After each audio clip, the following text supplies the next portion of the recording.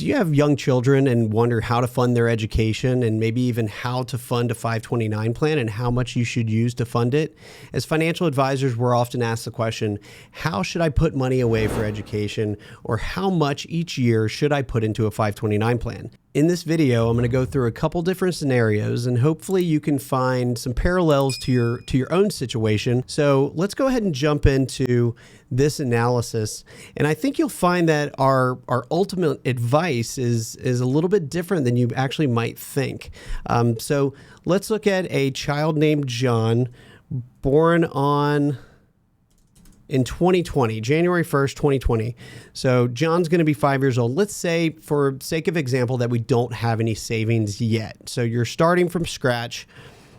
And for the first example, let's say it's a public in-state college.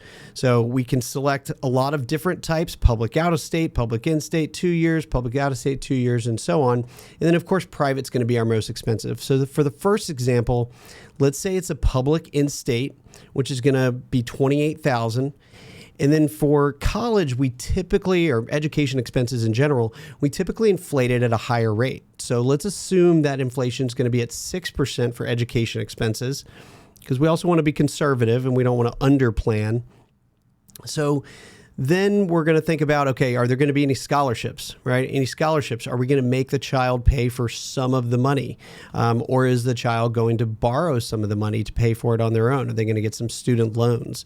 So for this example, let's say that they don't get any scholarships or grants and that they're not going to pay for any of it, that you're going to fund 100% of their education. So let's also assume that the rate of return, and we're going to go very conservative here. Let's say that the rate of return is 5%, and this is going to use an average return over the life of this analysis. So this is not a prediction of what investments can do. It's simply for a hypothetical illustration. So if we were to save nothing, of course, you'd have a shortfall of roughly $269,000, right? In order to fund the education 100%, you would have to save over $10,000 a year. So let's see if we were to save $5,000 a year, what that does. So that's going to fund roughly half of it. And then if we were to put in the suggested $10,664, we're going to fund 100% of the education.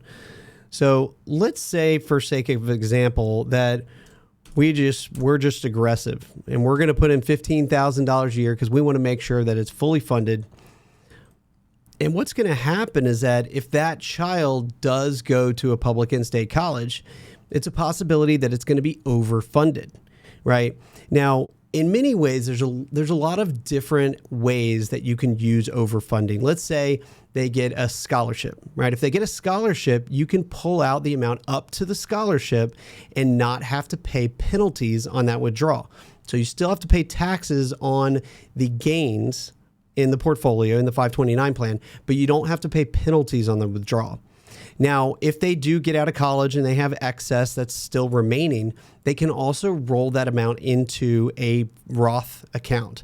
So each year, if they have $7,000 worth of earned income their first year out of college, hopefully they have more than that, but up to $7,000, they can put $7,000 into a Roth. Now, there's a lot of stipulations that go along with that, but that Roth rollover is something that's new in the last couple of years. It came with one of the Secure Acts more recently. It can also be transferred to a family member. So if you have one child that you overfund and the next child you underfunded, you can actually transfer it to your younger child and use that money for them. So this goes on, this extends to other family members. And if you look at the IRS definition of a family member, it's actually quite extensive. So there's a lot of things that you can do there. You could even transfer it to a stepbrother. You could transfer it to a parent. You can transfer it to an adopted child. There's a lot of different things that you can do. And you can even transfer it to a cousin. So a lot of flexibility there. But let's look at what this detailed analysis looks like. So required was only $10,000. We did $15,000. We got a little aggressive. The cost was $269. It results in an overfunding, right? So we're going to have an overfunding of $123,000. So that's not exactly ideal, right? That's a lot of overfunding. Now, my advice is typically going to be to underfund it. So as a parent, as a young parent, most likely, if you have young children, you have a lot of other expenses that could come up. You have a lot of expenses for family, for your child, even. God forbid the child has an illness and you have to come out of pocket for healthcare expenses. You don't want all of that money tied up in a 529 plan. Or even, 1 year you might say, okay, instead of doing $10,000 into the 529 plan, I'm going to take the family on a trip. Those memories could be priceless. So it doesn't have to be as much of a perfect science as how do I maximize this 529 plan. So if you were going to save the money into a taxable account, you can see here that the required savings, so this is just to maximize it, the required savings would be $11,545. And if you did it in a 529 plan, it's $10,664. So the total monthly amount would be $889 in a 529 versus taxable at $962. So by saving anything into a 529 plan, you are saving money. Right? You are saving money over time, but again, you don't want to overfund it. So I would look at it as a tool, right? So look at it as a tool, a responsible cost savings tool, but not necessarily something that you have to fund perfectly because you want to maintain some flexibility.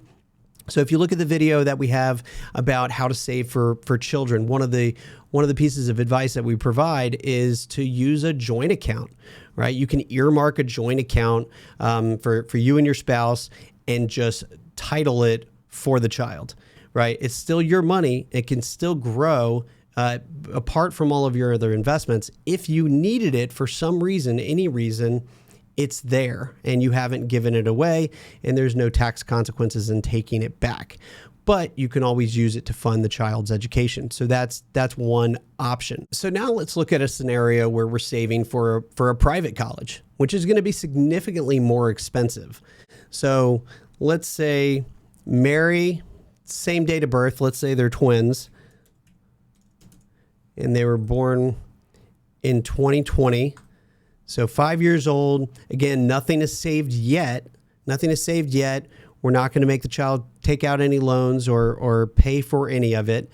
And we're going to save for a private college. So here we're estimating $60,000 a year, again, inflated at 6%. So we're not going to say any scholarships or the child paying any of the expenses. Again, we'll go with a moderate return assumption. And here the total amount. And so this is why it's a very big difference depending on what happens, what the outcome of the child's education is. So here we have a total expense of $563,000.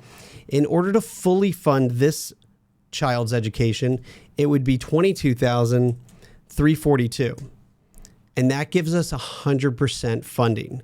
Now, here's the thing to keep in mind is that as these children grow older, as they become 6 years old, 7 years old, 8 years old, you might start to realize that this kid is going to get a scholarship, right? So you don't want to put $150,000 into it when the child's born, because you might find out by the time they're 10 years old that they're going to get, a free ride wherever they want to go. And now you have way too much in a 529 plan.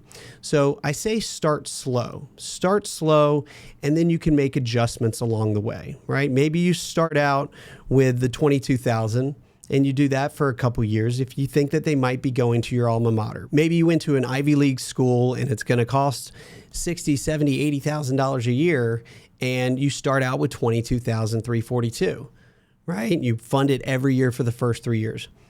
But then you start deciding, maybe I don't want them to go to that school. Maybe I want them to go to another school. Or maybe the child turns 10 years old and they're a piano prodigy. I mean, there's anything that could happen along the way, and you just don't know what the future is going to hold.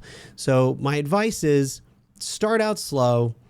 Don't set it and forget it. You can always make adjustments along the way. It's not a perfect science. In this example with the Ivy League school, we've got $22,342. What if we were to say we're only going to fund it for $12,000? What if we were to go a little bit more than the public end state? We're still saving $263,000 over the life of that 529 plan, and we have a shortfall of $274. Now remember, that's going to be over a couple of years, right? Over 4 years. So it's possible that you could fund that out of cash flow, right? So you get some benefit in the cost savings of the 529 plan, and then you fund the rest out of cash flow. To me, that's a win-win situation. So I hope you've enjoyed this video and this was helpful. Again, if you've enjoyed it, please leave comments and subscribe below and give us a thumbs up. And please be on the lookout for more videos from this channel. Thank you.